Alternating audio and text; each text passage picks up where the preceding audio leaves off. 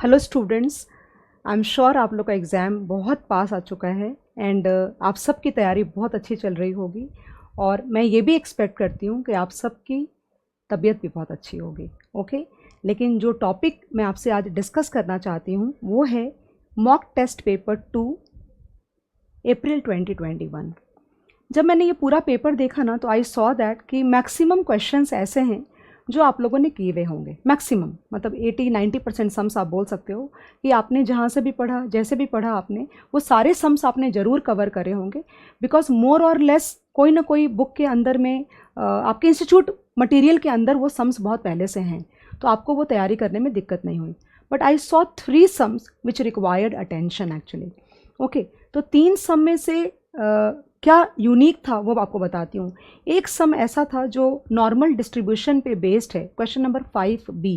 Okay, उस पर मेरा ध्यान गया 2 रीज़न की वजह से। नंबर 1, जब से न्यू कोर्स आया है तब से वो लोग कैपिटल बजटिंग में हम लोग नॉर्मल डिस्ट्रीब्यूशन के सम्स जो होते थे इस तरह के वो ज़्यादा पढ़ते थे, और अभी ऑफकोर्स वैल्यू एट रिस्क में और ब्लैक-स्कोल्स मॉडल में भी नॉर्मल डिस्ट्रीब्यूशन टेबल का एप्लीकेशन आता है। लेकिन पूरा का पूरा नॉर्मल डिस्ट्रीब्यूशन पे बेस्ड सम हमने पहले कभी नहीं देखा। मेरा ध्यान उस सम के ऊपर में 2 वजह से गया। Number 1, I found it slightly unique because I have not seen such a sum before in the new course papers. Number 2, originally जो आंसर है उस क्वेश्चन के अंदर एमटीपी का, वो आंसर गलत है। ओके, इस वजह से मेरा ध्यान गया। लेकिन अच्छी बात यह है कि अगर एग्ज़ाम के अंदर आता है तो आपको सही वाला आंसर करना है, वो जो गलत आंसर उन्होंने दिया है वो नहीं करना है। उसका रीज़न ये है कि 11 जून 2021 को इंस्टीट्यूट का नोटिफिकेशन इस बात के लिए आ चुका है कि उन्होंने जो MTP 2 में सोल्यूशन दिया था उस क्वेश्चन का वो गलत है और आंसर क्या होना चाहिए, मतलब मेरे हिसाब से जो आंसर आना चाहिए। देखो क्या होता है ना कि मुझे पता है आंसर क्या सही होगा, लेकिन क्या होता है कि अगर इंस्टीट्यूट का नोटिफिकेशन और वैलिडेशन मिल जाए तो उससे अच्छा मेरे लिए भी कुछ नहीं होता है। बिकॉज अल्टीमेटली मैं सही आंसर बता भी दूँ तो बच्चों को ये लगता है कि मैं कौन सा वाला एग्ज़ाम में लिखूँ। जो सही है, जो आप बता रहे हो वो लिखना चाहिए कि इंस्टीट्यूट का जो आंसर गलत है वो लिखना चाहिए। It becomes a very very difficult situation for both of us actually, but I am happy that they have rectified it. और अगर अब पेपर में आता है तो आपको टेंशन करने की ज़रूरत नहीं है। तो ये सम अपन डिस्कस करते हैं। मैं आपको समझा भी देती हूँ कि इसका मीनिंग क्या है सम का और सही सोल्यूशन क्या है, और आपको नोटिफिकेशन पे मैं दिखा दूँगी। ओके, सेकंड क्वेश्चन है कि spot rate and forward rate का, जिसके अंदर में बिल्कुल सेम सम बहुत पहले आया था।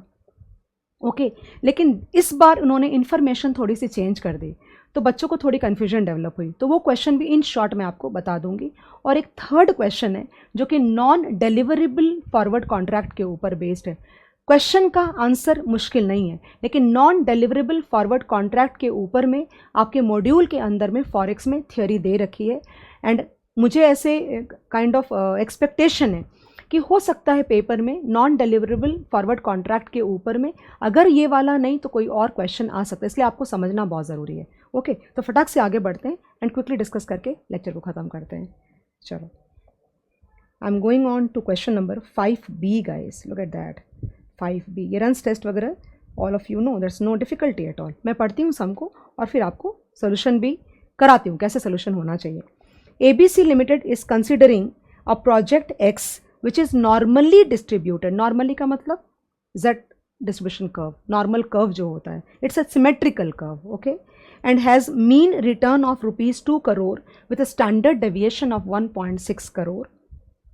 in case ABC Limited loses on any project more than 1 crore, मतलब -1, there will be financial difficulties। determine the probability the company will be in financial difficulty given standard normal distribution table Z score providing area between mean and Z score। ये जो line है ना, providing area between mean and Z score, इसका मतलब clearly हुआ they are talking about 2 tail table. मैं इस point of या इस जंक्चर पे ये अज्यूम करती हूँ कि आपको Z टेबल में 2 टेल टेबल, 1 टेल टेबल और क्यूमुलेटिव टेबल आता है।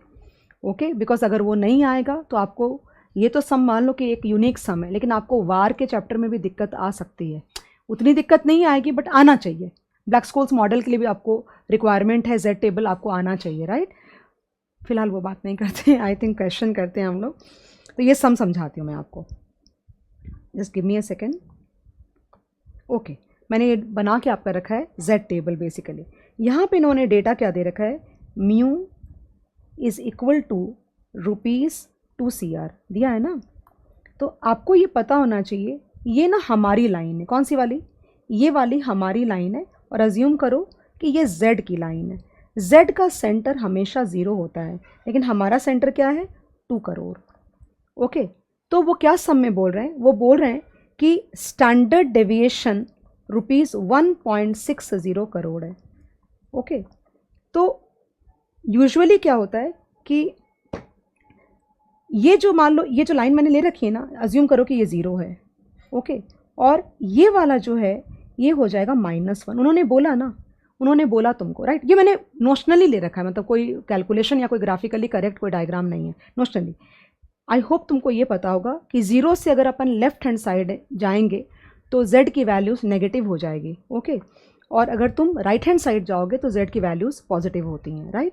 सब में वो तुमको क्या बोल रहा है कि बताओ फाइनेंशियल डिफ़िकल्टी में आने के क्या चांसेस हैं। मतलब अगर मुझसे तुम पूछोगे तो what are they asking, you tell me what are they asking guys, क्या पूछ रहे हैं वो लोग, सोच के बताओ मेरे को। वो लोग पूछ रहे हैं ये वाला एरिया, ये वाला एरिया तुमसे पूछ रहे हैं वो लोग। अब क्योंकि ये सिमेट्रिकल कर्व है, राइट, तो अगर ये सिमेट्रिकल कर्व है तो दोनों साइड ये पूरा will be 0.5। I hope you understand that. अगर ये सिमेट्रिकल कर्व है, यानी कि अगर हमारा डेटा नॉर्मली डिस्ट्रीब्यूटेड है, क्या मतलब होता है नॉर्मली डिस्ट्रीब्यूटेड का, नॉर्मली डिस्ट्रीब्यूटेड का मतलब होता है कि तुम्हारा जो डेटा सेट है वो जितने वैल्यूज़ पॉजिटिव साइड हैं उतने ही वैल्यूज़ नेगेटिव साइड हैं। अगर कोई डेटा तुम्हारा इस तरह का है तो कर्व तुम्हारी सिमेट्रिकल बनेगी, मतलब पूरा जो एरिया है ये सिमेट्रिकल, जो ये जो कर्व है पूरा, इसका पूरा एरिया 1 है। और अगर वर्ड सिमेट्रिकल यूज़ कर रही हूँ, मतलब दोनों तरफ का एरिया सेंटर से बाइफरकेट करोगे तो 0.5 हो गया, करेक्ट है। अब वो लोग तुमको सम में, इधर भी ये 0.5 ही हुआ पूरा, ये भी 0.5 है पूरा, है ना। तुमको वो लोग सम में क्या बोल रहे हैं कि हमारा मीन 2 करोड़ है और हमारा स्टैंडर्ड डेविएशन 1.6 करोड़ है, ठीक है। ये ध्यान रखना कि z का स्टैंडर्ड सेंटर 0 होता है और स्टैंडर्ड डेविएशन 1 होता है। ओके, उस हिसाब से क्या होता है ना कि तुम्हारा जो डेटा है वो z के टेबल को नहीं समझता। तुम समझते हो मैं क्या बोल रही हूँ। तुमको अगर z के टेबल को या z के टेबल से तुम्हें मीनिंगफुल इंटरप्रिटेशंस निकालने हैं तो तुमको अपने डेटा को z के लैंग्वेज में कन्वर्ट करना पड़ेगा, और तब तुमको z आंसर दे पाएगा। और उसको कन्वर्ट करने के लिए हम इक्वेशन एक यूज़ करते हैं, I just reduce it, z is equal to x minus mu by sigma. The moment you put your data into this formula, your data will be converted in terms of z का language, और फिर तुम table में देख करके meaningful answers निकाल सकते हो। तो यहाँ पे x क्या है तुम्हारा, -1 -2 करोड़ डिवाइड बाई 1.6, देखो तो कितना आता है, ये आता है -1 -2 divide by 1.6 will give you -1.875। तुमने अपने डेटा को z के लैंग्वेज में कन्वर्ट कर दिया। ओके, और ये कहाँ पे प्लॉट होगा पता है तुमको, z का सेंटर ये है। ओके, तो z के ये माइनस में आया ना, तो 0 से लेफ्ट हैंड साइड में ये यहाँ पे प्लॉट होगा गाइज, -1.875। और ये वाला ना CR है, ये नहीं भूलना है अपने को, ये CR है, ठीक है ना। इसका क्या मतलब हुआ, इसको कैसे इंटरप्रेट करोगे तुम, इसका ये मतलब हुआ कि तुम z को ये बोल रहे हो कि z तुम अपने सेंटर से लेफ्ट हैंड साइड में 1.875 स्टैंडर्ड डेविएशंस चलो और बताओ तुम्हारी क्या वैल्यू है। क्योंकि उन्होंने टेबल 2 टेल वाला दिया हुआ है, तो दे विल और they are possibly giving you this area. वो लोग तुमको ये वाला एरिया दे रहे हैं, तुमको ये वाला एरिया दे रहे हैं वो लोग। ओके, तो अब तुमको ये भी पता है कि पूरा ये 0.5 है, 50% एरिया, राइट। अगर उस 50% में से ये जो रेड वाली शेडिंग है जो कि 2 टेल टेबल से हमें मिलने वाली है, अगर मैं वो माइनस कर दूं तो हमें -1 के नीचे जाने की प्रोबेबिलिटी क्या है, मतलब फिनेंशियल डिफ़िकल्टी में आने की प्रोबेबिलिटी क्या है, वो मिल जाएगी। समझ आ रहा है। ओके, सो उन्होंने क्या दे रखा है गाइस, टेबल दे रखा है ना, टेबल में देखो क्या दे रखा है, अगर टेबल देखोगे ना तो 1.875 के लिए एग्जैक्ट वैल्यू नहीं दे रखी है, 1.87 है और 1.88 है। Actually we could have rounded it off to 1.88, ये पॉसिबल है, लेकिन उन्होंने इंटरपोलेट किया है, which means they are wanting to have an exact kind of this thing data. तो मैंने सोचा कि देखो मैं ये सब ना डायरेक्टली सोल्यूशन दिखा के ख़त्म कर सकती थी, बट कई बच्चों ने मुझे ये रिक्वेस्ट करी थी कि मैम ब्लैक-स्कोल्स मॉडल में अगर हमें टेबल वैल्यू इंटरपोलेट करना पड़े तो हम कैसे इंटरपोलेट करेंगे, because possibly the ICI solution is quite complicated. तो मैंने सोचा कि this is one opportunity where I can teach you how to interpolate between the 2Z values. चलो चालू कर रही हूँ मैं यहाँ पे। सो उन्होंने दे रखा है कि 1.87 का वैल्यू है पॉइंट या एरिया है 0.4693, करेक्ट है। तुमको किसके लिए चाहिए, तुमको चाहिए 1.875 के लिए क्या होगा, क्या एरिया होगा, राइट। टेबल वैल्यू क्या होगी 1.87, कैसे बोलते हैं 1.87 स्टैंडर्ड डेविएशंस, 1.875 स्टैंडर्ड डेविएशन। और एक बात ध्यान रखना, क्योंकि ये सिमेट्रिकल कर्व है ना, तो तुम 0 से लेफ्ट हैंड साइड में 1.875 स्टैंडर्ड डेविएशन जाओ या राइट हैंड साइड में 1.875 स्टैंडर्ड डेविएशन जाओ, अल्टीमेटली बात एक है, उससे कोई फ़र्क नहीं पड़ेगा, एरिया का फ़र्क नहीं पड़ेगा, प्रोबेबिलिटी का फ़र्क नहीं पड़ेगा। तो ऐसा नहीं कि नहीं लेफ्ट हैंड साइड का अलग डेटा होगा, राइट हैंड साइड का अलग डेटा होगा। अगर मुझे लेफ्ट हैंड साइड के लिए चाहिए और अगर राइट हैंड साइड का भी मिल जाता है तो कोई फ़र्क नहीं पड़ता। मेरे कहने का मतलब है अगर तुम्हें -1.875 का नहीं मिल के +1.875 का भी मिल जाए तो तुम उसको भी यूज़ कर सकते हो, बिकॉज ये कर्व सिमेट्रिकल है। तो सेंटर से उतना ही एरिया इधर और उतना ही एरिया इधर। ओके चलो आगे बढ़ते हूँ, let's not like get into too much.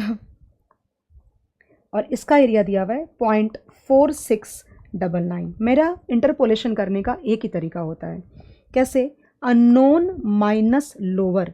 इन दोनों में लोअर कौन सा है, बताओ लोअर कौन सा है, इन दोनों में लोअर कौन सा है, ये वाला लोअर है 4693, ये तो 4699 है ना। Unknown minus unitary method I am using 0.4693 the whole divide by higher minus lower -0.4693 और x corresponds to 1.875 and 0.4693 corresponds to 1.87 the whole divide by, इसका ये आ जाएगा 1.88 और यहाँ पे आ जाएगा 1.87। Okay so let's solve it. 1.875 minus 1.87 will give me 0.005, the whole divided by 1 point. I know the answer, I can do without that also, but let's be a bit sure about all the calculations. Now x minus 0.4693 the whole divided by 0.4699 minus 0.4693, मैं copy भी कर सकती थी लेकिन थोड़ा calculate करो ना, थोड़ा मेहनत करना चाहिए। अभी कैलसी पे अपन डायरेक्ट कर सकते हैं। 0.005 डिवाइड बाई 0.01 इंटू 0.0006 प्लस 0.4693, ये एक्स की वैल्यू आ गई, क्या आया 0.4696, एक्स की value I 0.4696।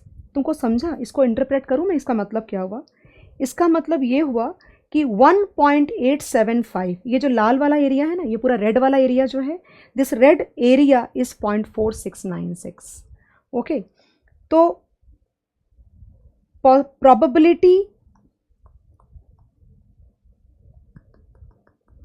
Of firm getting into financial difficulty,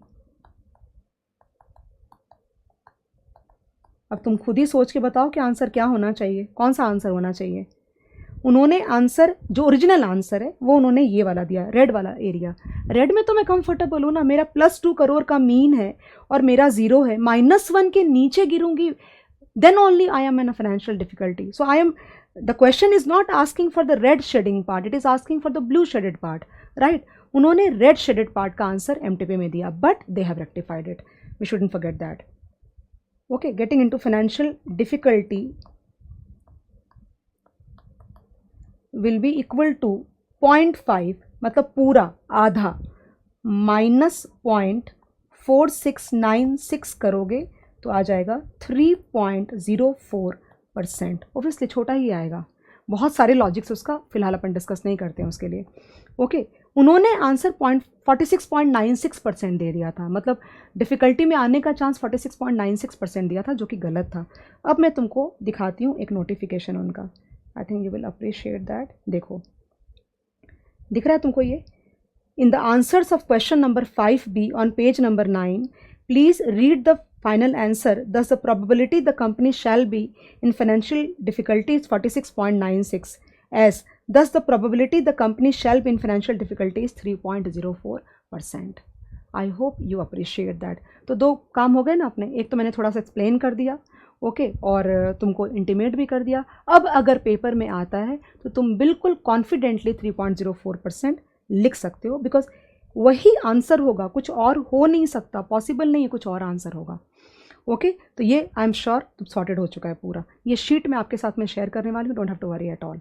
एक और क्वेश्चन है जो मैं डिस्कस करने वाली हूँ, उसमें ज़्यादा बात मैं क्वेश्चन के बारे में नहीं करूँगी। I will talk more about the concept of non deliverable forward contract. और वो क्वेश्चन कौन सा है वो दिखा देती हूँ तुमको, ये वाला क्वेश्चन नंबर 6A। ओके, सम पढ़ती हूँ, उसके बाद बात करूँगी। On 1 February 2020, XYZ Limited, a laptop manufacturer, imported a particular type of memory chips from SKH Semiconductor of South Korea. The payment is due in 1 month from the date of invoice, amounting to 1190 million South Korean won. वहाँ की currency है। चिंता नहीं करना, मैंने पूरा solution उनके हिसाब से नहीं, मैंने पूरा सोल्यूशन अपनी शीट में मेरे हिसाब से पूरा लिखा है मैंने सोल्यूशन, तो तुमको चिंता नहीं, मैं समझाऊंगी तुमको सोल्यूशन पूरा। फॉलोइंग स्पॉट एक्सचेंज रेट दिया हुआ है, देखो यहाँ पे ये अल्फ़ाबेट्स में है, एक्सचेंज कोटेशन है, तो ये रुपी पर डॉलर हो गया, और ये south Korean won per dollar हुआ ये रेट, ये आज की स्पॉट रेट दे रखी है। Okay, since hedging of foreign exchange risk was a part of company's strategic policy and no contract for hedging in SKW was available at any in shore market, मतलब India के अंदर में रुपी का south Korean वोन के साथ में कोई डायरेक्ट कोटेशन अवेलेबल नहीं था for the purpose of forward contract. It approached an offshore non deliverable forward contract for hedging the same risk. लिख लो अपने नोटबुक के अंदर में, नॉन डिलीवरेबल फॉरवर्ड कॉन्ट्रैक्ट में तुमको समझा देती हूँ, लेकिन हो सकता है एग्जाम में थियरी आए, मॉड्यूल में दिया हुआ है। ओके, अब देखो यहाँ पे इन NDF मार्केट अ डीलर कोटेड 1 मंथ, ये दिया हुआ है पूरा data, notional amount of dollar, ये यहाँ पे इस सम में भी गलती करी है इन्होंने। ये जो गाइज यहाँ पे जो नोशनल अमाउंट ऑफ डॉलर, ये 1 लाख लिखा हुआ है ना, ये 1 मिलियन होगा। अगर ये 1 मिलियन नहीं होगा तो इनका सोल्यूशन पूरा गलत चला जाएगा, या हम भी सोल्यूशन नहीं कर पाएंगे। इसको ठीक करो, ये 1 लाख डॉलर्स नहीं होगा। इसमें दो ही चीज़ हो सकती है, मैं तुमको आगे जाके बताऊंगी फिलहाल, लेकिन ये दिमाग में रखो कि आइडियली इसको 1 मिलियन यानी 10 लाख डॉलर होना चाहिए। To be settled at reference rate declared by Bank of Korea, after 1 महीने के बाद वापस स्पॉट का रेट रुपी डॉलर का और डॉलर वॉन पर डॉलर का, south Korean won per dollar का रेट दिया हुआ है। ओके, ये दिया हुआ है, कुछ मत करो, कुछ मत करो मतलब नो कवर जिसको बोलते हैं, और ऑप्टिंग फॉर NDF कॉन्ट्रैक्ट ऐसे करके लिखा हुआ है। मैं सम समझाती हूँ तुमको, ये क्या है sum. I have prepared the solution for you here, look at that, the whole solution has been prepared in my this thing. Basically India की एक कंपनी है जिसने 1190 मिलियन, देखो मैंने लिखा है ना, जिसने 1190 मिलियन का इंपोर्ट किया है, तो पेएबल बन गया साउथ कोरियन वॉन। मैंने चेक किया साउथ कोरियन वॉन का, देखो मैंने सर्कल किया है ना, ये तुम्हारा जैसे रुपी का साइन होता है तुम्हारा, क्या बोलते हैं, सिंबल, तो ये वॉन का सिंबल है, इसलिए मैंने कहीं कहीं सिंबल भी यूज़ किया है, सो दैट कि अगर कभी कोई सम में साउथ कोरियन वॉन, जैसे रुपी का कैसे लिखते हो, INR लिखते हैं ना, और रुपी की साइन जो अपन रुपी करते हैं, उसी तरह से SKW क्या होता है, तुम्हारा INR जैसी चीज़ हो गई, और तुम्हारा जो W और ऐसे करके दिया हुआ है, ये तुम्हारा साउथ कोरियन वॉन हो गया। तो आई जस्ट थॉट कि मैं तुम्हारे साथ शेयर करती हूँ, इन केस कभी आया पेपर में तो तुम समझ जाना, ठीक है। अभी ये तुम्हारा पेएबल है, ठीक है ना। तो एक ऑप्शन तुम्हारे पास में ये है कि वो बोल रहे हैं कि तुम कुछ मत करो, कुछ मत करो मतलब इस फॉरवर्ड मार्केट में, एक्चुअली फॉरवर्ड मार्केट में रुपी और साउथ कोरियन वॉन का कॉन्ट्रैक्ट इंडिया के अंदर में अवेलेबल नहीं है। ओके, ऐसा क्यों होता है ये मैं तुमको 2 मिनट पहले ये डू नथिंग वाला समझाती हूँ, फिर NDF के बारे में जब डिटेलिंग करूँगी तो वो बात भी सामने आ जाएगी, राइट। तो नो कवर, कुछ मत करो, तो कुछ मत करो। एक तो बोला कि डू नथिंग, मतलब आप नो कवर करो। जिस दिन 1 महीने के बाद हमें जब पेमेंट करना होगा तो अब हम स्पॉट में क्रॉस करेंसी रेट डेवलप करके और सामने वाले को पेमेंट कर देंगे, करेक्ट है। तो साथ में लेकिन उन्होंने ये भी बोला कि अगर हम आज पेमेंट करते तो बताओ हमारे घर से कितना जाता, यानी एक्सचेंज लॉस कितना हो गया, क्योंकि पेमेंट आज नहीं 1 महीने के बाद करनी थी। ये बात है पूरे सब में। तो मैंने यहाँ पे देखो कोटेशन को, वो जो एक्सचेंज कोटेशन था उसको ISO कोटेशंस में कन्वर्ट किया। आई होप तुमको समझ आ रहा मैं क्या बोल रही हूँ। ये मुंबई की रेट है और ये वॉन पर, south Korean won per dollar का रेट दिया हुआ है, ओके। और स्पॉट में पेबल है तो तुम क्या करोगे, साउथ कोरियन वॉन तुमको बाय करना पड़ेगा। तो तुमको क्रॉस करेंसी रुपी पर साउथ कोरियन वॉन की वैल्यू होगी 0.0634। तो मैंने क्या निकाला, outflow if rupee if paid today, तो क्या हो जाएगा 1190 मिलियन तुम खरीदोगे रुपी 0.0634 पर साउथ कोरियन वॉन पे, तो तुम्हारे घर से इतने पैसे जाते अगर तुम आज पेमेंट करते तो, ओके। लेकिन अगर हम 1 महीने के बाद मैच्योरिटी वाले दिन पेमेंट करते हैं तो गाइस मैच्योरिटी वाले दिन का भी सम देख लेना तुम। उन्होंने वहाँ पे रुपी डॉलर का और डॉलर का साउथ कोरियन वॉन के साथ में उन्होंने रेट्स दिया हुआ है, स्पॉट का रेट कैश मार्केट में, ओके। तो मैंने वापस से निकाला तो ये वाला आंसर आया। एक्सचेंज लॉस कर दिया मैंने, जो 2 टिक लगाई है दोनों का। अगर हम आज पे करते तो 754.46 लाख रुपीज़ जाते, क्योंकि 1 महीने के बाद हम पे कर रहे हैं, हमारा 759.22 लाख जाएगा। तो ये इतने का हमको एक्सचेंज लॉस हो जाएगा अगर हम कोई भी कवर नहीं लेते हैं तो। ये तो खत्म हो गया। दूसरा ऑप्शन उन्होंने बोला है hedging in non deliverable forward contract. इसके बारे में सुनो, ये सम लेने का पर्पस मेरा ये है कि मैं तुमको इसके बारे में बताऊं। अब सुनना, नॉन डिलीवरेबल फॉरवर्ड कॉन्ट्रैक्ट क्या होता है। नाम से सबसे पहले तुमको समझ में आना चाहिए कि कोई भी सौदा जब तुम ओपन करते हो, सौदा समझते हो, कोई भी कॉन्ट्रैक्ट, फॉर एग्जाम्पल 0 में मैं खड़ी हूँ, ओके, शांति से सुनना, अगर ये समझ गया बाकी पूरा सम समझ जाएगा। 0 में मैं खड़ी हूँ और मुझे $1 लाख का मैंने $1 लाख का फॉरवर्ड बाय किया है, ओके। मैंने $1 लाख का फॉरवर्ड बाय किया है eight the rate of 50, assume करो, ओके। मतलब 3 महीने के बाद मैं $1 लाख बैंक से जाके खरीदूंगी 50 रुपीज़ पर डॉलर पे। ये मैंने HDFC बैंक के साथ में 3 मंथ फॉरवर्ड बाय किया, क्योंकि मेरा $1 लाख का 3 महीने के बाद पेमेंट है। कंफर्टेबल नाउ, ये जो मैंने कॉन्ट्रैक्ट ओपन किया है ना, इसको क्लोज करने के मैच्योरिटी वाले दिन 2 तरीके होंगे। क्या तरीका होगा, क्या तरीका होगा, देखो बताओ। एक तरीका होगा डिलीवरी। डिलीवरी का मतलब क्या होता है, pay ₹50 lakh and take delivery of $1 lakh, okay. दूसरा कैश सेटलमेंट, मतलब तुमको समझ रहा मैं क्या बोलूँ, कैश सेटलमेंट मतलब मैं देखो, जो नॉर्मल इंपोर्टर रहेगा उसको थोड़ी ना कोई कैंसिल, मतलब कैश सेटलमेंट क्यों चाहेगा वो, उसको तो चाहिए ना $1 लाख कि भाई आप 50 लाख रुपया ले लो और मेरा $1 लाख दे दो। डिलीवरी हो गई 50 लाख, $1 लाख की डिलीवरी हो गई 50 लाख का पेमेंट करके, इसका ये मीनिंग हुआ। दूसरा, 3 महीने के बाद मुझे नहीं चाहिए, अब अगर नहीं चाहिए तुमको पता है कैंसिल करना पड़ता है, तो वो क्या होगा, कैश सेटलमेंट। वहाँ पे डिलीवरी नहीं होगी। तुमने किया था पहले बाय क्या किया था, $1 lakh eight the rate of ₹50, okay. Suppose करो 3 महीने के एंड पे रुपी पर डॉलर की रेट चल रही है 51, तो तुमने पहले क्या किया था, बाय। अब क्या करोगे, सेल, ओके। तो तुमने क्या कमा लिया, 51 माइनस 50, ₹1 पर डॉलर। तुमने कितने पे किया था, $1 लाख पे, तो तुमने $1 लाख कमा लिया। पॉइंट वो नहीं कि तुमने कितना कमा लिया, पॉइंट ये है कि कैश सेटलमेंट का मतलब क्या होता है। मतलब you will buy and then you will sell, 2 leg होंगे, पहले या तो बाय एंड बाद में सेल, या फिर पहले सेल और बाद में buy, depending on the requirement. I hope you got the point. So non deliverable forward contract पहले एंटर ही क्यों करते हैं वो सुनो। बहुत सारी करेंसीज ऐसी होती हैं जो इनलिक्विड होती है इन टर्म्स ऑफ पेयरिंग, मतलब उसमें अगर तुम फॉरवर्ड कॉन्ट्रैक्ट, उसका कोई फॉरवर्ड मार्केट नहीं होता। इनलिक्विड मार्केट मतलब क्या हुआ, रुपी के साथ में साउथ कोरियन वॉन का फॉरवर्ड मार्केट डेवलप्ड नहीं है इंडिया के अंदर में या कहीं भी उस तरह से, या साउथ कोरिया के अंदर में, ओके। तो उस वजह से बहुत सारी करेंसीज हैं जो non deliverable forward contract market, NDF market बोलते हैं। कहाँ है ये मार्केट? ज़्यादा करके पता है, ज़्यादा करके न्यूयॉर्क, देन उसके बाद लंदन, और उसके बाद दुबई, उसके बाद सिंगापुर। ये मार्केट के अंदर में एनडीएफ बहुत ट्रेड होते हैं for kind of hedging the illiquid currencies basically. तुम बोलोगे मैम अभी भी नहीं समझा, तो सुनो ध्यान से। अगर सपोज करो, एक बात तुमको पता है ना, एक बार होल्ड कर रही हूँ मैं, तुमको ये बात तो पता है ना कि सबसे ज़्यादा पॉपुलरली चलने वाली करेंसी कौन सी है आज के दिन वर्ल्ड में? डॉलर है। डॉलर के बाद तुम यूरो भी ले सकते हो, यूरो के बाद तुम पाउंड भी ले सकते हो, right.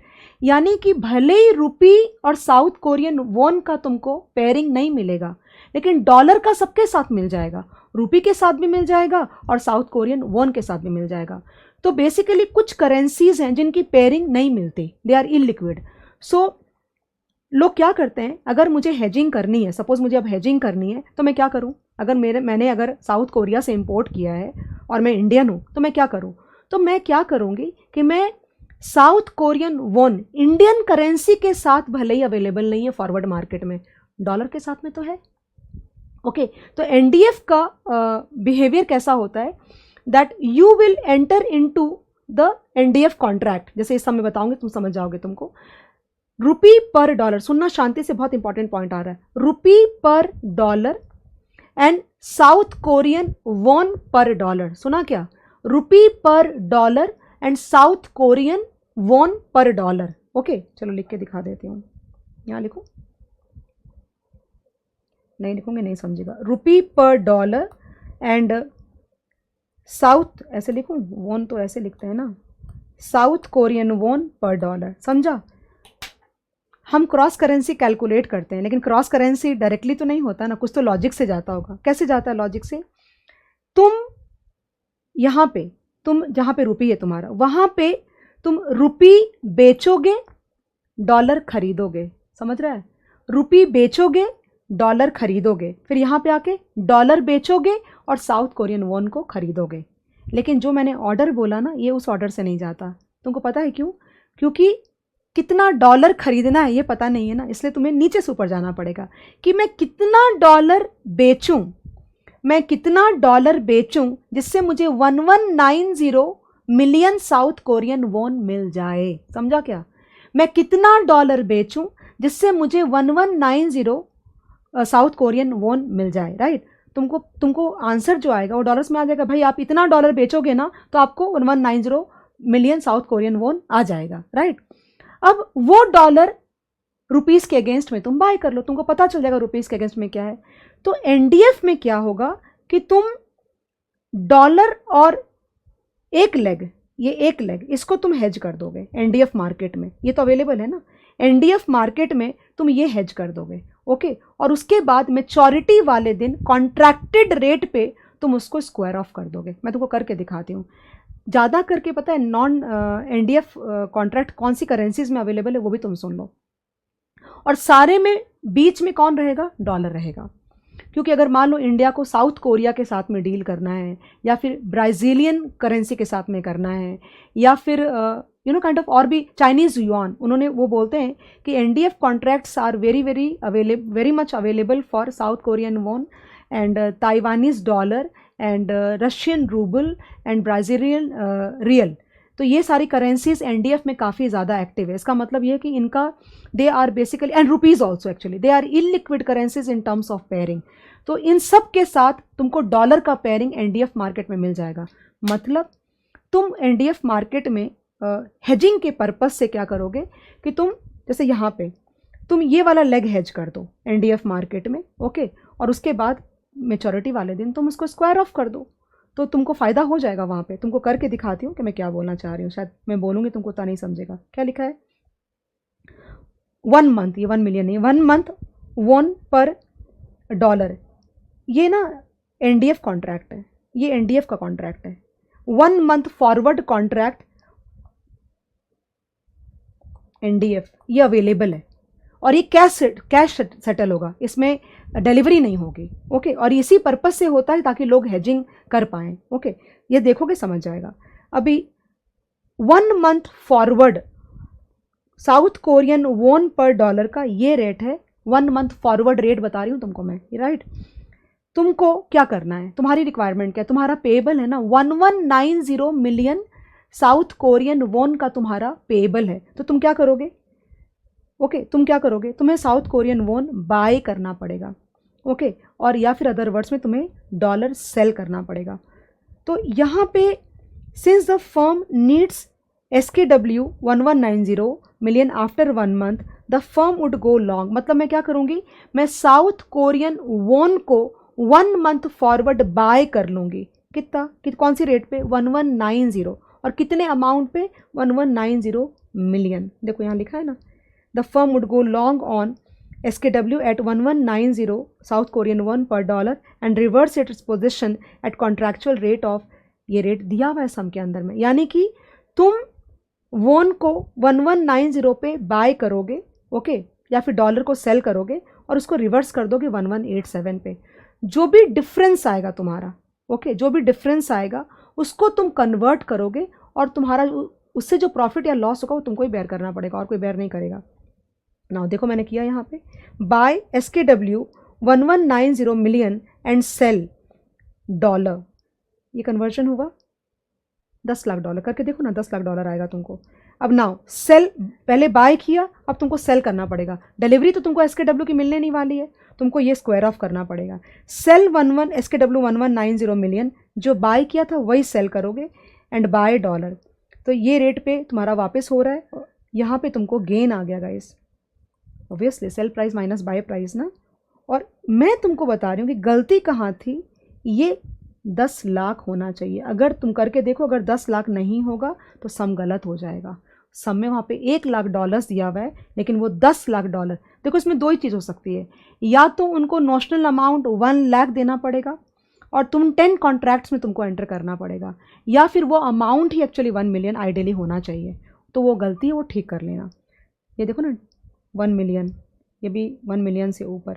Now amount paid in the spot, ये कहाँ से आया, जो तुमने ऊपर कैलकुलेट किया था ना कि 1 महीने के बाद नो कवर में अगर हम क्रॉस करेंसी यूज़ करके स्पॉट मार्केट में साउथ कोरियन वॉन खरीदते हैं तो रुपये कितना जाएगा। तो तुमको रुपी पर डॉलर और वॉन पर डॉलर का रेट था, उसको क्रॉस करेंसी से तुमने आंसर निकाला और तुमने जो ये प्रॉफिट कमाया ना, ये तुमने स्पॉट मार्केट में मेचोरिटी वाले दिन बेचा, तो ये प्रॉफिट हो गई। ये तुम्हारा आउटफ्लो है 759 और ये तुम्हारा इनफ्लो है, इसलिए नेट आउटफ्लो ये हो गया NDF यूज़ करके। ओके एक्सचेंज लॉस निकाला, इसमें एक्सचेंज लॉस कम आया है and that is why we can say that NDF method is better than the no cover, इसलिए हमें NDF लेना चाहिए। 1-2 पॉइंट्स का ध्यान रखना कि NDF पे अगर और कोई सम आएगा, तुमको सिर्फ इतना ध्यान देना है कि वो कैश सेटल होगा। तुमको जैसे सम में देखो ना, यहाँ पे रेट्स दिया था ना, उन्होंने कंफ्यूज क्या किया पता है उन्होंने, कि उन्होंने अमाउंट जो है ना वो भी 1190 मिलियन बोला और उन्होंने रेट में भी 1190 दिया। This is a confusing part. तो डोंट गेट वर्कड अप। तुमको वैसे भी जब NDF यूज़ करोगे ना तो कहीं भी तुमको रुपी नज़र नहीं आएगा, बिकॉज अगर रुपी के साथ में होता तो हमें NDF करना ही नहीं पड़ता ना, हमें डिलीवरेबल फॉरवर्ड कॉन्ट्रैक्ट ही हम करते। तो ऑब्वियस ये बात है कि तुम्हारी जो रिक्वायरमेंट होगी, क्या रिक्वायरमेंट है, buy SKW, why you have a payable. तो buy 1190 million at the rate of won, किस रेट पे बाय करोगे, वॉन पर डॉलर का रेट है। तो अगर मैं ज़्यादा नहीं बोलूँ, तुम कंफ्यूज कर जाओगे। वॉन तुम 1190 की रेट पे बाय करोगे, बेसिकली वॉन बाय करना मतलब डॉलर को सेल करना, मैंने हिंट दे दिया तुमको। Okay so you will divide 1190 million with 1190 का rate and you will get 10 lakh. Maturity वाले दिन तुम वही 1190 मिलियन वॉन जो बाय किया था उसको सेल कर दोगे 1185 पे, तो ये वाला तुम्हारा आंसर आ जाएगा और तुम्हारी ये प्रॉफिट हो गई। I hope you got the point guys. तो this was about this question. 2 गलतियाँ थी, नंबर 1 वहाँ पे ठीक हो गया, इंस्टीट्यूट ने भी ठीक कर दिया है। और मुझे किसी बच्चे ने बताया कि उन्होंने, इंस्टीट्यूट ने शायद ये बोला है कि वो 1 लाख नहीं है, वो 1 मिलियन है। तुमको ये भी बता देती हूँ मैं। एक और सम फटाक से करके मैं ख़त्म कर देती हूँ तुम्हारे लिए। I will not waste your time too much. एक सम और था वो वाला, just give me a second please.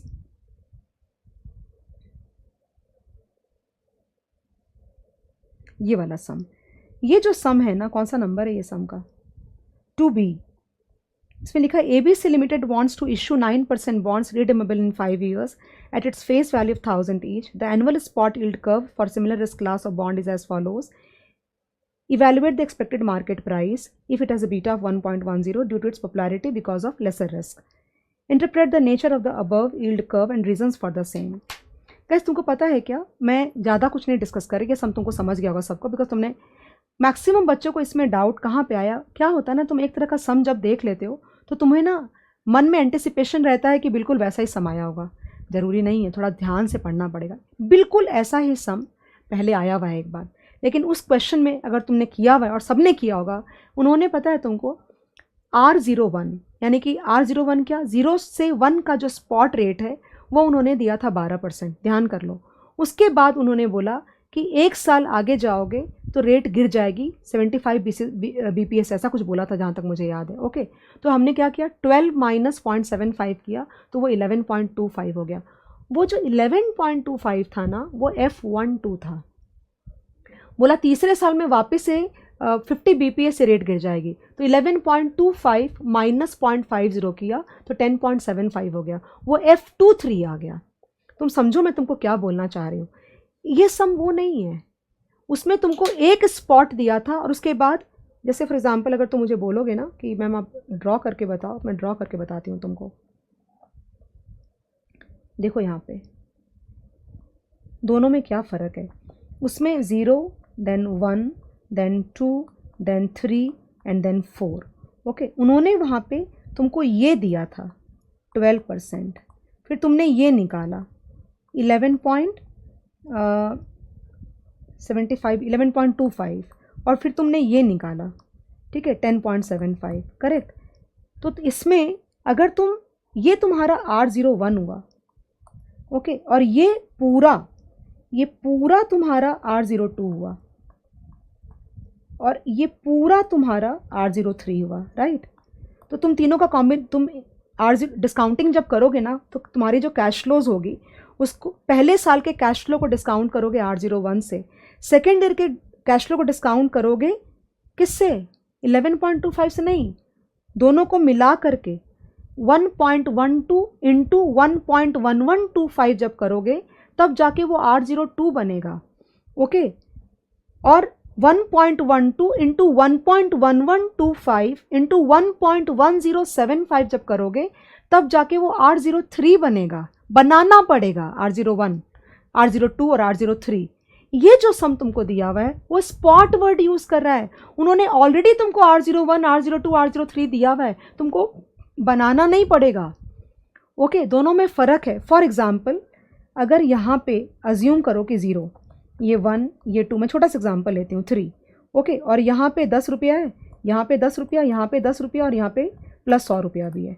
तो जो पहले सम था, पहले वो सम में क्या था, इसके डिस्काउंटिंग कैसे करोगे, 10 divide by 1.12 plus 10 divide by 1.12 into 1.1125 plus 110 divide by 1.12 1.1125 and 1.1075। मैं ज़्यादा डिटेल में नहीं जा रही, इसको इस तरह से करना, बिकॉज R01 और 1 से 2 जब कंबाइन करोगे तो R02 बनेगा, करेक्ट।